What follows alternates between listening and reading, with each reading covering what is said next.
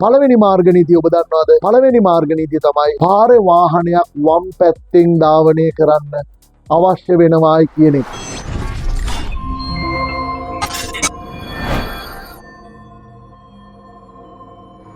Lanka driver channel එකේ තවත් විශේෂයක් ඔබට පාර පාවිච්චි කරන හරි සිස්ටම් එක, හරි ක්‍රමවේදී ගැන මින් ඉදිරියට මාර්ග නීති 14ක් තියෙනවා.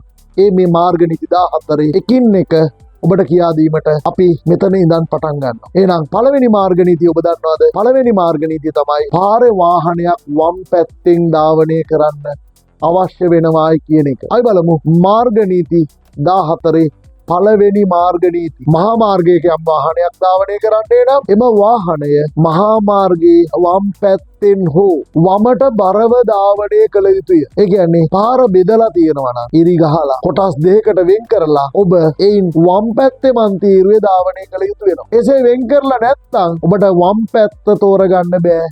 එහෙමනම් හැකිතාක් වමට බරව වාහනේ ධාවනය කළ යුතු වෙනවා. තවත් මේ විස්තර කරනවා මන්තිරු 3ක් හෝ 3කට වැඩියෙන් තියෙනවා නම් මධ්‍ය රේඛාවට ආසන්න මන්තිරුව හැර අනිත් මන්තිරු දෙක තුල ඔබට කෙලින්ම වාහනේ ධාවනය කරන්න පුළුවන්. එසේනම් ඔබ මැද මන්තිරුව එහෙම නැත්නම් මධ්‍යස්ථයට ආසන්න මන්තිරුව මොකටද පාවිච්චි කරන්නේ? ඒ ඔබට පාවිච්චි කරන්න පුළුවන් දකුණට හැරවීමේදී, වාහනයක් ඉස්සර කිරීමේදී සහ අනතුරක් වළක්වා ගැනීමේ අවශ්‍යතාවය සඳහා පමණයි. එවනම් ඔබ වාහනයක් අනිවාර්යයෙන්ම ධාවනය කරන විට වාහනය මහා මාර්ගයේ වමට බරව හෝ වම් පැත්තෙන් ධාවනය කළ යුතු වෙනවා. මන්තිරු ගාන 3ක් හෝ 3ට වැඩි නම් මධ්‍ය රේඛාවට ආසන්න මන්තිරු හැර අනිත් දෙකේ තමයි ඔබට කෙලින්ම යන්න පුළුවන් වෙන්නේ. මධ්‍ය මන්තිරුව තියෙන්නේ ඔබට වාහනය දකුණට හරවන්නට හෝ අනිත් වාහන වලට ඉස්සර කිරීමට අනතුරක් වළක්වා ගැනීම සඳහා භාවිතා කිරීමට පමණයි.